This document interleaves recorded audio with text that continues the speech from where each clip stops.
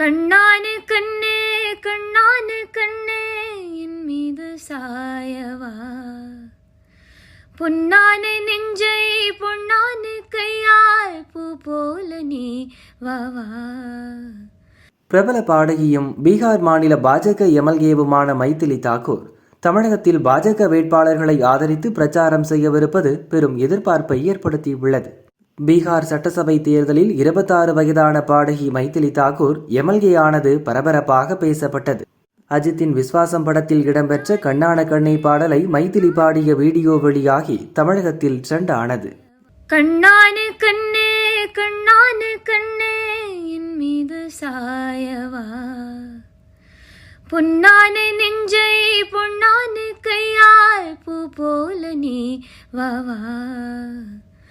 நான் காத்து நின்றேன் காலங்கள் தோறும் என் ஏகம் தீருமா, நான் பார்த்து நின்றேன் பொன்வானம் எங்கும் என் மின்னல் தோன்றுமா, தண்ணீராய் மேகம் தோறும் கண்ணீர் சேரும் கருக்கண்டாய் மாறுமா.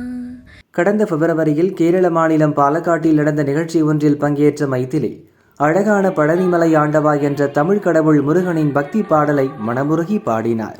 இதுவும் சமூக வலைதளங்களில் தீயாக பரவி பலரின் இதயம் கவர்ந்தது.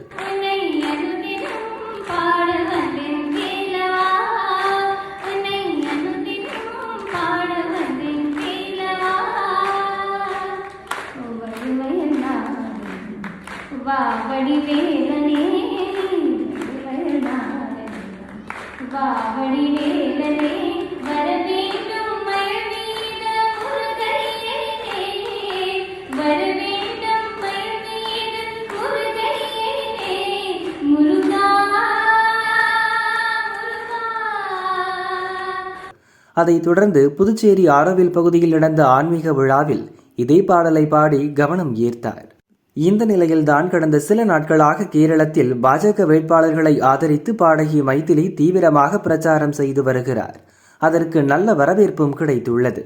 நெய்யாற்றங்கரை தொகுதியில் பாஜக வேட்பாளர் ராஜசேகரன் நாயரை ஆதரித்து அவர் பிரச்சாரம் செய்தார். அப்போது பெரும் கூட்டம் திரண்டது. இதனால் அவரை தமிழகத்தில் பிரச்சாரம் செய்ய வைக்க பாஜக நிர்வாகிகள் முயற்சித்து வருகின்றனர். தமிழகத்தில் பாஜக போட்டியிடும் தொகுதிகளில் முருகன் பாடல்களை பாடி அவர் பிரச்சாரம் செய்யவிருப்பதாக பாஜக மூத்த நிர்வாகி ஒருவர் கூறினார்.